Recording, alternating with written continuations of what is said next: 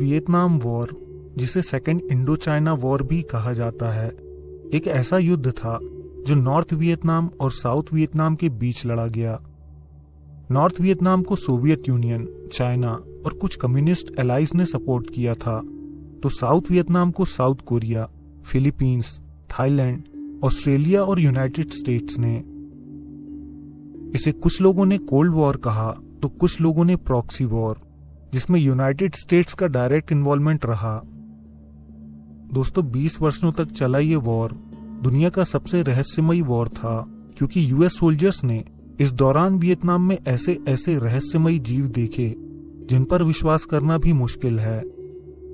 आज के एपिसोड में हम कुछ ऐसे ही रहस्यमयी एनकाउंटर्स के बारे में जानेंगे, तो एपिसोड को अंत तक जरूर देखिएगा।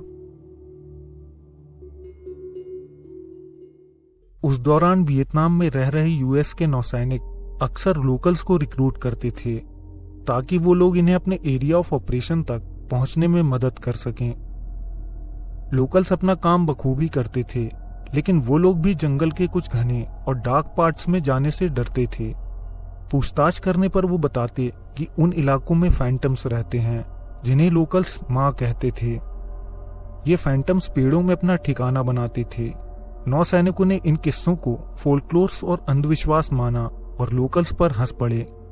यह 1965 में जैसे यह अंधविश्वास नौसैनिकों के लिए विश्वास बनने लगा, क्योंकि वियतनाम के जंगलों में अमेरिकन ट्रूप्स ऐसे घोस्टली फिगर्स रिपोर्ट करने लगे जो सुपरनैचुरली पेड़ों के बीच मूव होते थे। कुछ सोल्जर्स ने ऐसे क्रीचर्स रिपोर्ट किए जिनकी आंखें एकदम काली थीं। ये अकेले पाए गए सोल्जर्स को किडनैप करते और उन्हें खा जाते थे। एक घटना में यूएस सोल्जर का सामना ऐसे ही बींग से हुआ। उसने तुरंत उस फैंटम पर गोलियां चलाई, लेकिन गोलियां उसके आर पार निकल गईं। अब सोल्जर्स को लोकल्स की बातों पर विश्वास हो चुका था। इन बींग्स के बारे में और जांच करने पर पता चला कि ये ऐसे डेड कॉप्सेस हैं जिन पर प्रेत आत्माओं ने कब्जा कर लिया है। चाहे दिन का समय हो या रात का, ये फैंटम्स जंगल के कुछ खास हिस्सों में घूमते हुए नजर आते थे। घने जंगल में वैसे भी दिन के समय सूरज की रोशनी जमीन तक नहीं पहुंच पाती।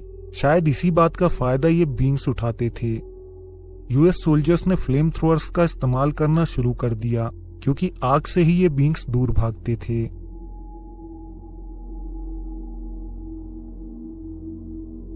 अगला किस्सा एक यूएस आर्मी फोटोग्राफर का है, जो वियतनाम के जंगलों में एयर कैवलरी में कुछ सोल्जर्स को अकंपनी कर रहा था।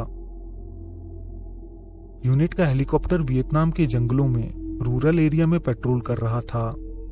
रात का समय था जब हेलीकॉप्टर घने जंगल के ऊपर मंडरा रहा था।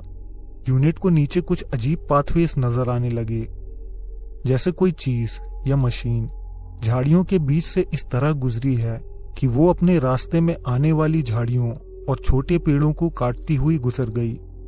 फोटोग्राफर आश्चर्य से एक पाथवे को देख रहा होता है जहां उसे कुछ हलचल महसूस होती है। अंधेरे में ज्यादा कुछ साफ नजर नहीं आ रहा होता, लेकिन उसे इतना समझ आ जाता है कि नीचे कोई जीव झाड़ियों के बीच से गुजर रहा है। अब हेलीकॉप्टर पायलट इस हलचल को नोटिस करता है और हेलीकॉप्टर उस जीव की तरफ थोड़ा और नीचे ले जाता है ताकि वो लोग उसे अच्छी तरह देख सकें। अब फोटोग्राफर अपने कैमरा लेंस से उस ऑब्जेक्ट पर फोकस करता है तो उसे दिखाई देता है कि एक विशाल सिलेंड्रिकल ऑब्जेक्ट जमीन पर धीरे धीरे खिसकते हुए गुजर रहा है, जिसकी वजह से काफी डस्ट उड़ रही है। जैसे ही हेलीकॉप्टर थोड़ा और करीब जाता है, वो जीव अपना सर हवा में उठा देता है। अब फोटोग्राफर को रियलाइज होता है कि वो लोग जिसे इतनी देर से देख रहे हैं वो एक जायगेंटिक स्नेक है। इतना विशाल सांप जो उन लोगों ने देखना तो दूर अपनी कल्पना में भी नहीं सोचा था। इस सांप का हुड लगभग 4 फीट चौड़ा था और इसका शरीर कम से कम 100 फीट लंबा। फोटोग्राफर इसकी तस्वीरें लेता है जो रहस्यमयी रूप से कभी पब्लिश नहीं की जाती। पायलट को बाकी आर्मी यूनिट के पास पहुंचने का संदेश मिलता है और वो लोग वहां से चले जाते हैं। फोटोग्राफर लोकल से इस जीव के बारे में इंक्वायरी करता है तो उसे पता चलता है कि वियतनाम के घने जंगलों में एक जायंट स्नेक की स्पीशीज एग्जिस्ट करती है जिन्हें बुल ईटर्स कहा जाता है, क्योंकि ये सांप एक पूरे बुल को निगलने में सक्षम होते हैं। इन सर्पेंट्स की बॉडी इतनी विशाल और भारी होती है कि ये जंगल के बीच से गुजरते हुए ऐसे ही पाथवेज बनाते जाते हैं जिन्हें उस आर्मी यूनिट ने देखा था। सांप की ये स्पीशीज एनाकोंडा और पाइथन से बिल्कुल अलग है क्योंकि ये जीव इतने बड़े नहीं होते। फोटोग्राफर की इस रिपोर्ट को भ्रम कहना आसान है, लेकिन ये एक लौती रिपोर्ट नहीं। इसके पहले भी ईयर 1959 में कॉन्गो के इलाके से उड़ते हुए फ्लाइंग ऑफिसर रेमी वैन लियर्ड ने एक ऐसे ही जाइगेंटिक स्नेक को देखा था। साथ ही उसकी तस्वीरें भी दुनिया के साथ शेयर की थी। अर्ल मॉरिसन वियतनाम वॉर के दौरान यूएस आर्मी ऑफिसर थे जिन्होंने वियतनाम के जंगलों में अपने कुछ साथियों के साथ एक ऐसा क्रीचर देखा जो मिस्टीरियस और डार्क था। यह 1969 अगस्त की एक रात मॉरिसन बेस पैरामीटर के एक बंकर में नाइट ड्यूटी कर रहे थे। इनके साथ बंकर में 2 और नौसैनिक मौजूद थे जिनके लिए ये रात अभी तक एकदम सामान्य और बोरिंग थी। मॉरिसन अपने एक साथी के साथ कार्ड्स खेल रहे थे। एक सैनिक बाहर की निगरानी कर रहा था। तभी उसने मॉरिसन को पास बुलाया क्योंकि उसे दूर एक मूवमेंट दिखाई दी थी। मॉरिसन अपनी राइफल लेकर विंडो के पास जाते हैं और सस्पेक्टेड एनिमी एक्टिविटी को खोजने लगते हैं। जैसे ही उनकी आंखों का कोर्निया अंधेरे में एडजस्ट हुआ, उन्हें डार्क स्काई में दूर एक ग्लोइंग ऑब्जेक्ट अपने करीब आते दिखाई दिया। सैनिक इसे देखकर अंदाजा लगाने लगे। अभी तक उन्हें यह जीव दूर मौजूद एक चमगादड़ की तरह दिखाई दे रहा था, लेकिन एक बात काफी अजीब थी। इस चमगादड़ का आकार काफी विशाल था। जैसे ही जीव करीब आया तो उन्हें समझ आ गया कि ये कोई चमगादड़ नहीं बल्कि कोई ऐसा विशाल जीव है जो अपने पंखों की मदद से हवा में उड़ रहा है। ये जीव कुछ और करीब आ गया। तब मॉरिसन को एहसास हुआ कि ये एक फीमेल फिगर है, एक ऐसा जीव जिसका पूरा शरीर एक महिला का है। इसके 2 विशाल पंख हैं। इसका शरीर और पर सब कुछ पिच ब्लैक था, लेकिन इसके आसपास एक ग्रीन कलर्ड ग्लो मौजूद था जिसकी रोशनी उस काली रात में साफ नजर आ रही थी। वो क्रीचर उनके लगभग 7 फीट ऊपर उड़ रही थी, लेकिन वो एकदम स्टिल थी। उसके पंखों से कोई आवाज नहीं आ रही थी। तभी उसने पंख फड़फड़ाए और उनसे दूर जाने लगी। तीनों सैनिक उसे काफी दूर तक देखते रहे और वो क्रीचर दूर जाते जाते वहीं गायब हो गई जहां से वो आई थी।